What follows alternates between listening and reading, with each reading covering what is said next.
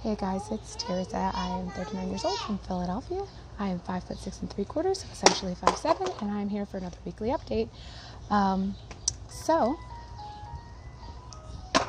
Sorry, my son's out here. I've made this video like 5 times in all different places in my house, and there's just been nothing but noise. So I figured maybe if I sat outside, I can cancel out some of the noise, but it doesn't seem like this is very promising either.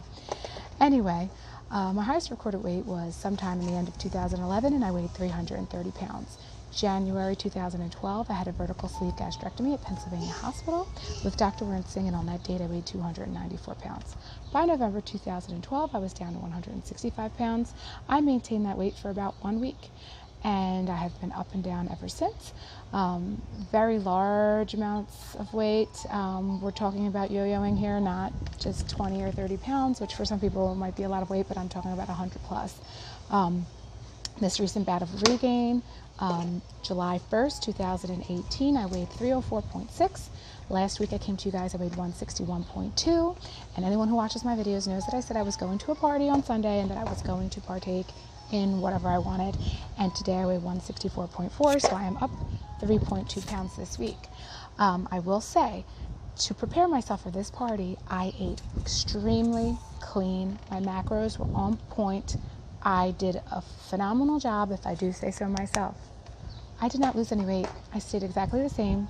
On Sunday, I weighed 161, so only down 0.2 pounds, so I stayed basically the same.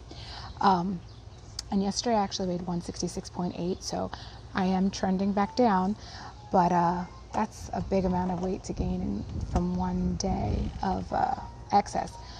I have to say, though, I think there is something to these Sunday parties, although they're going to reflect awful weigh-ins for Tuesday, and I have another Sunday party this week and then another one next week. It did something for me mentally. I did get right back on plan. So yesterday I was on point. I did good. I did not cheat at all, and I even made homemade meatballs and baked. What, papas? What happened?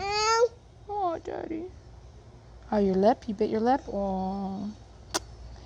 And I made baked ziti, and I make it so cheesy and fatty, and but to me it's just deliciousness. And I did not eat it, and it did not bother me, which is not usually something I can say coming off of a high carb, high refined sugar carbs too. Cheat, I usually have difficulty, but I did good yesterday. I've done good so far today. So hopefully by Sunday I'll be back down to 161, but then when I report to you guys on Tuesday, it's probably going to be another disaster. So it is what it is. Anyway, until next week, guys, bye. I'm going to have to put these 2 videos together because I forgot to mention that my ultrasound and my MRI results came back in. As far as the ultrasound of my neck, they saw that the one lump was a lymph node, the other one was a lipoma or something, so a fatty tumor. They didn't think anything of it. They thought that it looked benign, but based off my experience having a right frontal lobe mass and having brain surgery back in 2002, I know that they cannot tell you if something is benign or not really, unless they've done a biopsy. They basically told me to keep on self-examining to see if they grow or not. Well, what was the point of the ultrasound then? I already knew those 2 things were there, so now you know that I'm not crazy and those 2 things are really there. But wait and see if they grow. I already know that the one grew because I've had it for 8 months. It was really almost like microscopic, and now it's a lot bigger, and it's causing me chronic pain. And when I looked up benign fatty tumors, they have no pain associated with them whatsoever. So I'm not happy with that. So I'm going to have to keep on following up with the doctor on it. As far as the MRI, there was some weird stuff going on with my ovaries.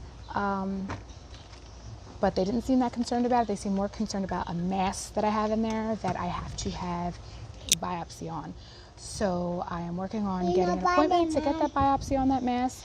Unfortunately, for some reason, the doctor's office for the GYN, there's no appointments until August, which is so bizarre. They usually fit me right in, and with something like this, you would think that they would kind of push that forward. So it's really bizarre. I'm waiting to get a follow-up call from them. I got this information on Friday. I called them right away on Friday, and I still have not heard back. So tomorrow morning at 9 a.m. when they open, I will be calling them back, because worst case scenario, I'll just have to go see a new doctor if they can fit me in for this, just to get it over with and, see what's going on. Anyway, seriously this time. Until next time, guys. Bye.